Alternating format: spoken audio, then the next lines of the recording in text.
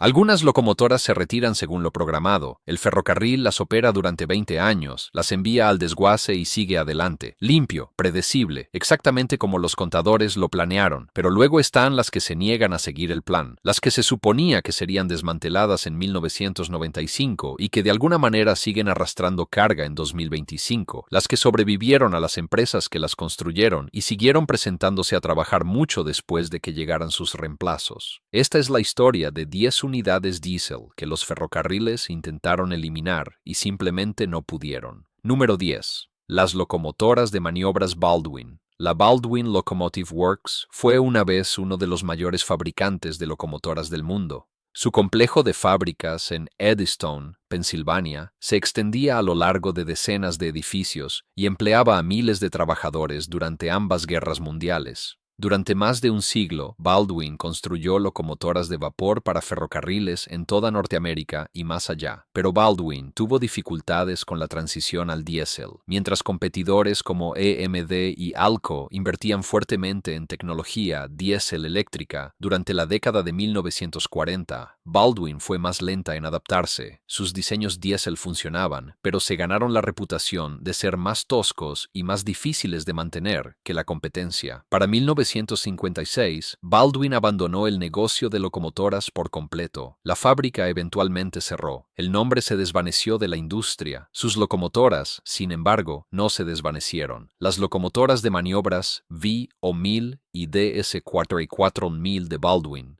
unidades sencillas de 1000 caballos de fuerza para patios construidas en la década de 1940 y principios de la de 1950, seguían presentándose a trabajar en ramales industriales y pequeñas operaciones de maniobras por todo el país, en acerías de Pensilvania, en elevadores de grano del Medio Oeste, en fábricas de papel escondidas junto a ramales fluviales en Nueva Inglaterra. Algunas de estas unidades seguían funcionando a principios de los años 2000, casi medio siglo después de que Baldwin dejara de fabricar repuestos para ellas.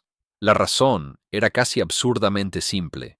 Estas locomotoras de maniobras eran mecánicamente sencillas.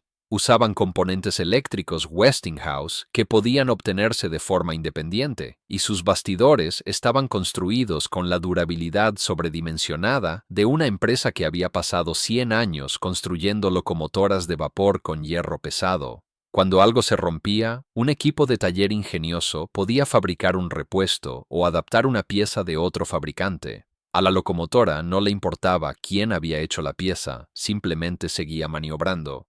El legado diésel de Baldwin se cuenta a menudo como una historia de fracaso, pero esas locomotoras de maniobras sobrevivientes cuentan una versión diferente, una en la que la empresa desapareció y las máquinas simplemente siguieron trabajando. Pero Baldwin no fue el único fabricante cuyas locomotoras sobrevivieron más allá de sus expectativas. Otro constructor adoptó un enfoque completamente diferente hacia la durabilidad, y los resultados cambiaron toda la industria. Número 9. La GE U-25B. Antes de la U-25B, General Electric era una nota al pie en el negocio de locomotoras de línea. Construían pequeñas locomotoras de maniobras industriales y cooperaban con Alco en algunas unidades más grandes. Pero nadie veía a General Electric como un competidor serio para EMD, que dominaba el mercado diésel de línea principal. Eso cambió en 1960, cuando General Electric presentó la serie Universal. Comenzando con la U-25B, era una unidad de línea de 4 ejes que producía 2.500 caballos de fuerza con un motor principal GE FDL-16. Sobre el papel, competía con cualquier cosa que EMD ofreciera en ese momento. En la práctica, era tosca. Las tripulaciones se quejaban del ruido y la vibración. La cabina golpeaba fuerte sobre vías en mal estado. Los departamentos de mantenimiento refunfuñaban por sistemas eléctricos dispuestos de manera diferente a todo lo que conocían. Los U-boats, como los ferroviarios llamaban a toda la serie Universal, no eran máquinas queridas. Pero debajo de toda esa tosquedad había un bloque motor que simplemente no se rendía. El motor principal de la serie FDL resultó ser uno de los motores diésel más duraderos jamás instalados en una locomotora. Los ferrocarriles que compraron U-25Bs descubrieron que, incluso cuando el resto de la locomotora necesitaba atención constante, el corazón de la máquina simplemente seguía girando. Algunas U-25Bs siguieron operando hasta la década de 1990 en ferrocarriles secundarios, 30 años después de haber sido construidas. Eran ruidosas y temblaban en cada junta de riel y no eran la asignación favorita de ninguna tripulación, pero funcionaban. Y el motor FDL que las impulsaba se convirtió en la base de todas las locomotoras GE que vinieron después, desde la serie Dash 7 hasta la moderna ES-44AC. La U-25B no se ganó el cariño de nadie, se ganó algo mejor, una dinastía que eventualmente destronó a EMD como el mayor fabricante de locomotoras en Norteamérica. Ahora, si un bloque motor indestructible fue el arma secreta de General Electric, EMD tenía un problema completamente diferente.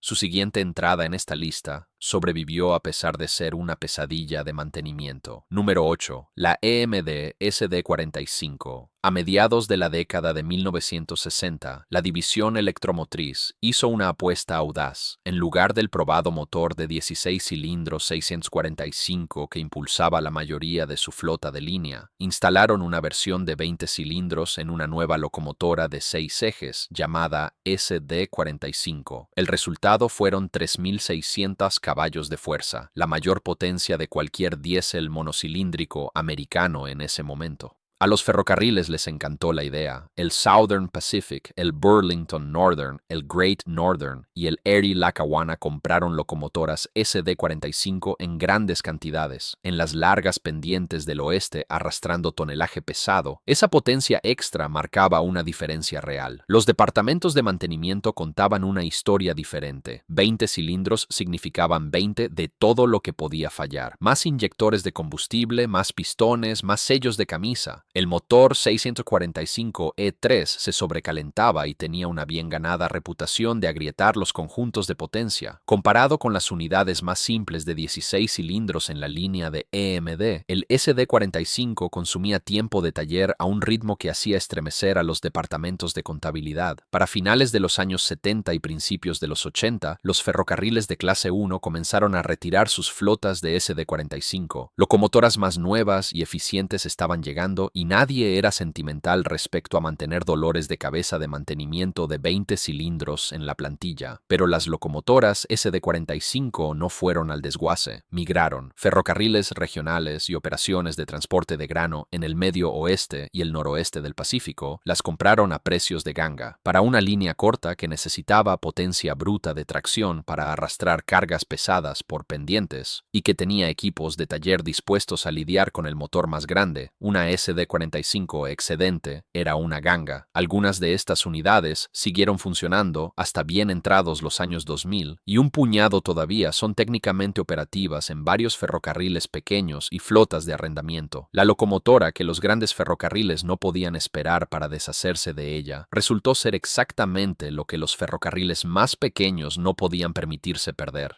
Pero la SD45 sobrevivió a base de fuerza bruta. La siguiente locomotora en esta lista tomó el enfoque completamente opuesto y demostró que a veces la máquina más simple del patio es la última en quedar en pie. Número 7. La EMD SW500. No toda locomotora que funciona para siempre lo hace cruzando el continente. Algunas pasan toda su vida dentro de un solo patio ferroviario, moviendo vagones de un lado a otro sobre el mismo kilómetro de vía durante décadas. La EMD SW1500 fue construida exactamente para ese trabajo, producida desde 1966 hasta 1974. Era una locomotora de maniobras de patio de 1.500 caballos de fuerza, impulsada por un motor 645E de 12 cilindros sin turbocompresor. Sin turbocompresor significaba menos cosas que pudieran romperse. 12 cilindros en lugar de 16 significaban menos complejidad. Toda la filosofía de diseño giraba en torno a la simplicidad, y esa simplicidad es la razón por la que las locomotoras SW1500 funcionaron durante periodos extraordinarios. Muchas de ellas trabajaron en los mismos patios durante 30 y 40 años sin reconstrucciones mayores. La locomotora fue diseñada intencionalmente para que un solo mecánico con un juego estándar de herramientas pudiera diagnosticar y reparar los problemas más comunes sin llamar a un especialista ni esperar componentes propietarios. Los ferrocarriles de clase 1 en Estados Unidos y Canadá compraron cientos de ellas. Cuando esos ferrocarriles eventualmente las reemplazaron con modelos de maniobras más nuevos o reasignaron unidades de línea más antiguas para servicio de patio, las locomotoras SW500 pasaron a operaciones industriales y líneas cortas, donde siguieron haciendo exactamente lo mismo que siempre habían hecho. Algunas siguen trabajando hoy, más de 50 años después de haber sido ensambladas en la planta de EMD en LaGrange, Illinois. La SW500 nunca fue noticia, nunca estableció un récord de potencia ni arrastró un tren famoso. Simplemente movió vagones día tras día, año tras año, hasta que las personas que recordaban cuándo era nueva ya se habían jubilado hacía mucho tiempo. La SW500 sobrevivió siendo invisible, pero la siguiente entrada en esta lista hizo exactamente lo opuesto. Se convirtió en la locomotora diésel más reconocible de la historia americana y se negó a desaparecer. Número 6. La EMD F7. La F7 es la locomotora que puso fin a la era del vapor en América. Cuando EMD presentó el conjunto demostrador FT en 1939, lo siguió con la F3 y entregó la F7 en 1949. El debate estaba esencialmente terminado. La tracción diésel eléctrica era más barata de operar, más fácil de mantener y estaba disponible las 24 horas sin las horas de preparación que una locomotora de vapor exigía. Entre 1949 y 1953, EMD vendió más de 2.500 unidades de cabina F7 a ferrocarriles de toda Norteamérica. Arrastraron composiciones de pasajeros a través de las montañas rocosas, tiraron de carga a través de las grandes llanuras y lucieron los esquemas de pintura de prácticamente todos los ferrocarriles importantes del continente. Pero el distintivo diseño de unidad de cabina de la F7 también se convirtió en su desventaja. La carrocería de ancho completo significaba que un miembro de la tripulación no podía caminar junto al motor para inspeccionarlo sin bajarse primero. La visibilidad en reversa era pobre, y a medida que los ferrocarriles se inclinaron hacia diseños de locomotoras de maniobras de línea como la serie GP a finales de los años 50, el elegante estilo de carrocería de la unidad F cayó en desuso. Los ferrocarriles comenzaron a retirar las F7 del servicio de línea principal en los años 60. Muchas fueron desguazadas, algunas fueron reconstruidas para otros servicios, pero un número sorprendente sobrevivió,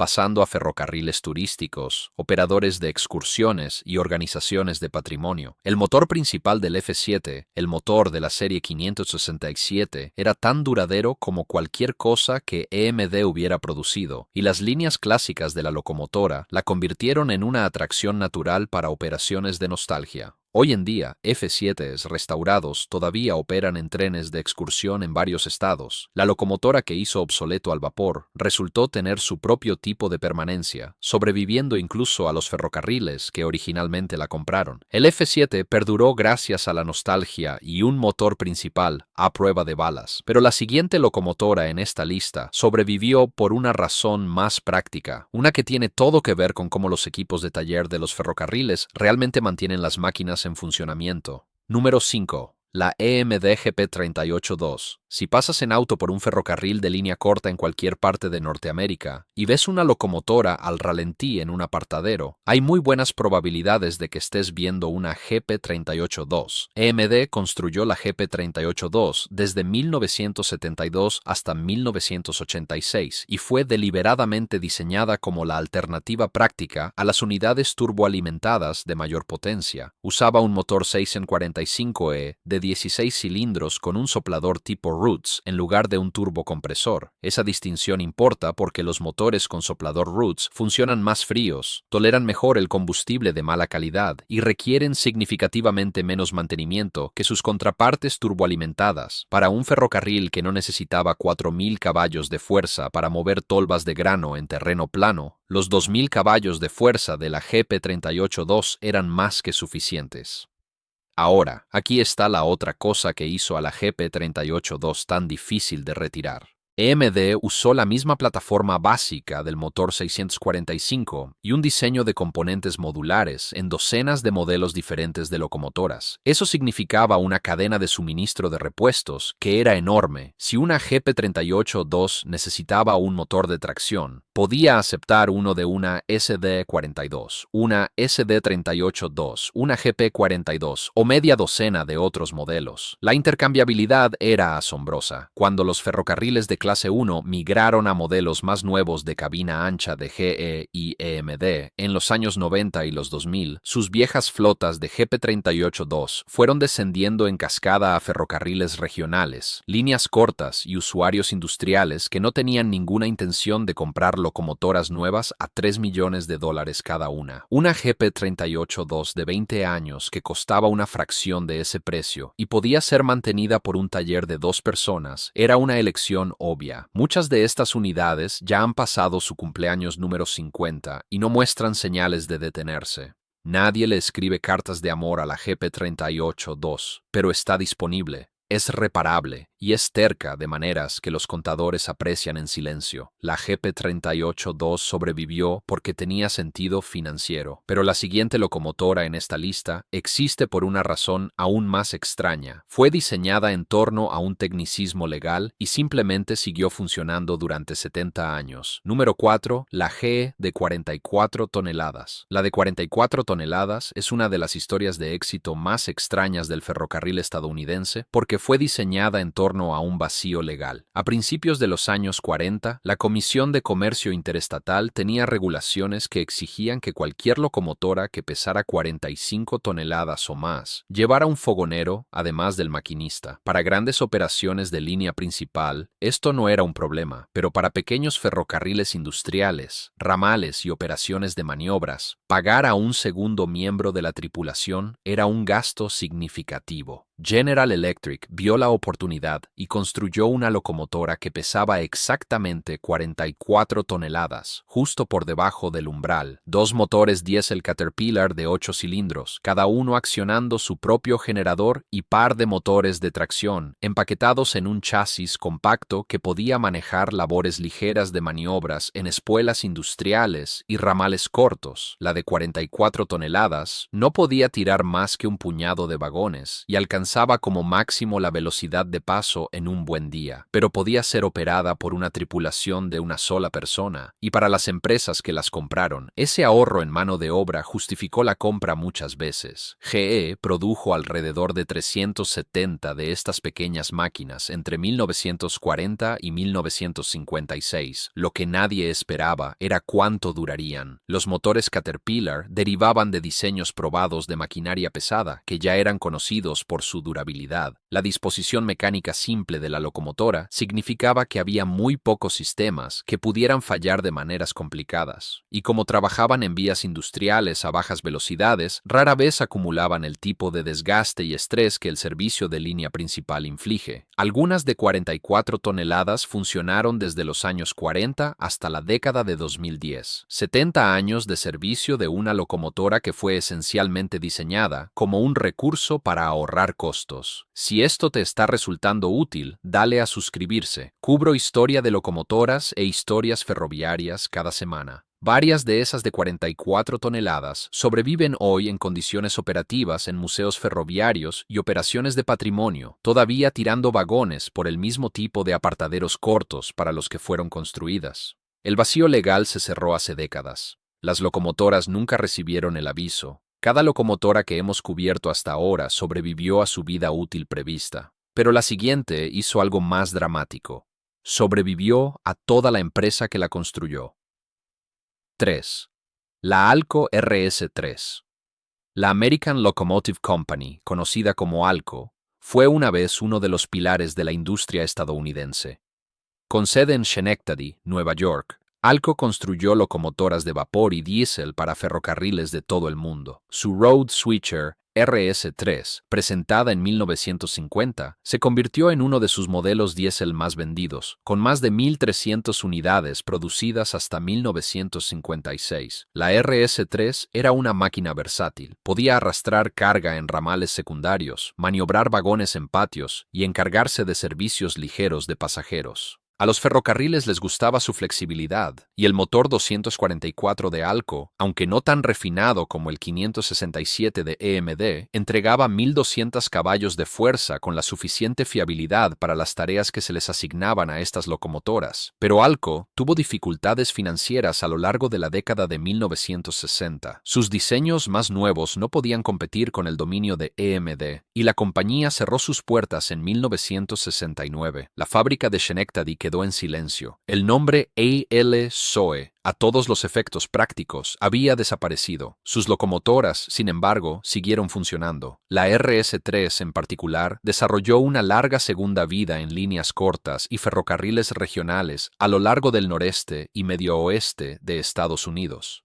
En el Green Mountain Railroad en Vermont, en el Delaware and Hudson, recorriendo el norte del estado de Nueva York. En pequeñas operaciones donde el sonido de un motor Alco 244, resonando a través de un valle fluvial, se volvió tan familiar como el paisaje mismo. Algunas de estas unidades siguieron operando hasta finales de los años 90 y principios de los 2000, más de 30 años después de que Alco dejara de existir. Parte de esto se debía a la pura durabilidad del motor 244. Perdía aceite, era ruidoso y requería paciencia por parte de los mecánicos, pero el bloque del motor estaba fundido en hierro pesado y podía absorber décadas de uso intenso sin agrietarse. La otra parte era simple economía. Un ferrocarril de línea corta con capital limitado prefería mantener una vieja RS-3 en funcionamiento que financiar una locomotora nueva, y así lo hicieron, año tras año, reemplazando juntas, sellos y contactores eléctricos, manteniendo esos viejos motores principales de Alco en marcha. La RS-3 sobrevivió a la compañía que la creó por una generación entera. Puede que no sea el testamento más elegante de la ingeniería locomotora estadounidense, pero podría ser el más obstinado. La RS-3 demostró que un motor resistente y una economía ajustada podían mantener viva una locomotora mucho más allá de su fecha de caducidad, pero la siguiente entrada en esta lista logró algo que ni siquiera la RS-3 podía reclamar. Demostró que un solo diseño podía reemplazar todo un plantel de máquinas especializadas. Número 2. La EMD GP9. La GP9 podría ser la locomotora diésel más importante en la historia de Norteamérica, y el argumento para esa afirmación es simple. Demostró que un solo diseño de locomotora podía hacer prácticamente todo. Cuando EMD presentó la GP9 en 1954, los ferrocarriles todavía compraban tipos de locomotoras especializadas para diferentes funciones. Un modelo para carga en líneas principales, otro para trabajo en ramales, otro para maniobras en patios, otro para servicio de pasajeros. La GP9, con su motor principal 567C produciendo 1750 caballos de fuerza, resultó ser capaz de manejar todas esas tareas lo suficientemente bien como para que un ferrocarril pudiera comprar una flota de locomotoras GP9 y asignarlas donde se necesitaran en cualquier día dado. EMD vendió más de 4.000 locomotoras GP9 entre 1954 y 1963. Llegaron a todos los ferrocarriles de clase 1 del país, además de docenas de operadores regionales y de líneas cortas. El Canadian National y el Canadian Pacific compraron cientos. Versiones de exportación fueron a ferrocarriles en México y Sudamérica. Lo que nadie predijo fue la vida después del retiro de la GP9. Cuando los ferrocarriles de clase 1 las retiraron del servicio en líneas principales en los años 70 y 80, las locomotoras GP9 se dispersaron por todo el continente. Las líneas cortas las compraron, los operadores industriales las arrendaron y algunas fueron reconstruidas como slugs de patio o convertidas en locomotoras de maniobras por control remoto. Otras simplemente siguieron haciendo lo que siempre habían hecho, arrastrando carga en ramales que no justificaban equipo más nuevo. Al momento de esta grabación, hay locomotoras GP9 todavía en servicio activo, más de 70 años después de que las primeras salieran de la fábrica de EMD en LaGrange. Puedes encontrarlas en ramales de Nueva Inglaterra, haciendo maniobras en fábricas de papel en Wisconsin, transportando madera en el noroeste del Pacífico y arrastrando trenes cortos de carga a través de las praderas canadienses. 70 años. La locomotora que demostró que la versatilidad podía vencer a la especialización sigue demostrándolo. Un lento recorrido de carga a la vez. La GP9 es notable por su longevidad, pero la entrada número 1 en esta lista no solo duró mucho tiempo, resistió cada intento organizado por parte de los ferrocarriles de carga más grandes del continente para deshacerse de ella. Número 1. La EMD SD42. Si solo pudieras conocer una locomotora diésel, esta sería la indicada. La SD42 llegó en 1972 como una evolución de la ya exitosa SD40. EMD instaló su probado motor de 16 cilindros 645 E3 produciendo 3.000 caballos de fuerza, lo emparejó con el nuevo sistema eléctrico modular Dash 2 y lo colocó sobre un chasis de 6 ejes con el bogie HTC, que se convirtió en un estándar de la industria por su calidad de marcha y desgaste del riel. Lo que sucedió después en la línea de ensamblaje de EMD en LaGrange, Illinois, es una de las series de producción más notables en la historia industrial. EMD construyó más de 3.900 SD42 hasta 1986. Todos los ferrocarriles clase 1 de Norteamérica los compraron, la mayoría en grandes cantidades. Solo el Burlington Northern tenía más de 900. El SD42 se convirtió en la locomotora por defecto del transporte ferroviario de carga en Estados Unidos durante los años 70 y principios de los 80, y en muchos sentidos definió lo que se suponía que debía ser una locomotora diésel moderna. La genialidad del SD42 fue el equilibrio que logró. 3.000 caballos de fuerza eran suficientes para prácticamente cualquier servicio de carga, sin las penalizaciones de mantenimiento de los motores turboalimentados de mayor potencia. El motor 645E3 era turboalimentado, pero de manera conservadora, operando bien dentro de sus límites térmicos en servicio normal. El sistema eléctrico Dash 2 utilizaba placas de circuitos estandarizadas que podían intercambiarse en minutos en lugar de los sistemas de control cableados a mano que lo precedieron.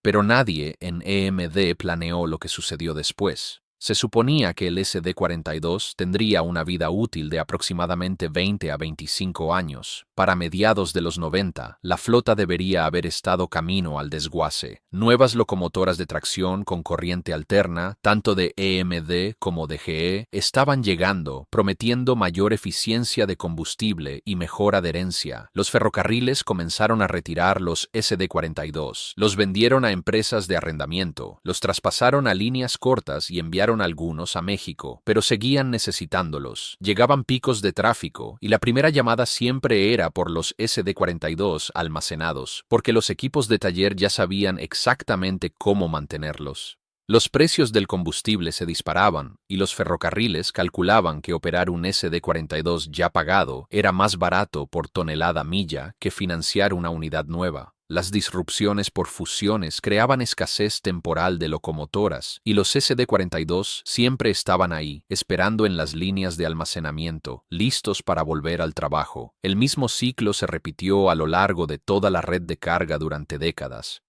Los ferrocarriles retiraban los SD42, luego los reactivaban, los almacenaban en el desierto, luego los ponían en servicio cuando el tráfico aumentaba.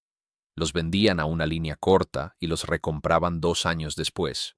La locomotora, que se suponía obsoleta para 1995, sigue en servicio de ingresos activo en 2025, más de 50 años después de que se entregaron las primeras unidades. Algunas han sido reconstruidas con cabinas nuevas y equipos de emisiones actualizados. Otras siguen funcionando con esencialmente los mismos componentes que tenían durante la administración Carter. Líneas cortas, ferrocarriles regionales, empresas de arrendamiento e incluso algunos ferrocarriles, clase 1, todavía los tienen en sus plantillas. Se los puede ver arrastrando trenes de carbón por los montes Apalaches, haciendo maniobras en patios intermodales en Kansas City y transportando grano a través de las praderas de Saskatchewan. Están en todas partes, todavía. El SD42 nunca fue la locomotora más avanzada jamás construida, ni la más eficiente, ni la más cómoda, ni la más silenciosa.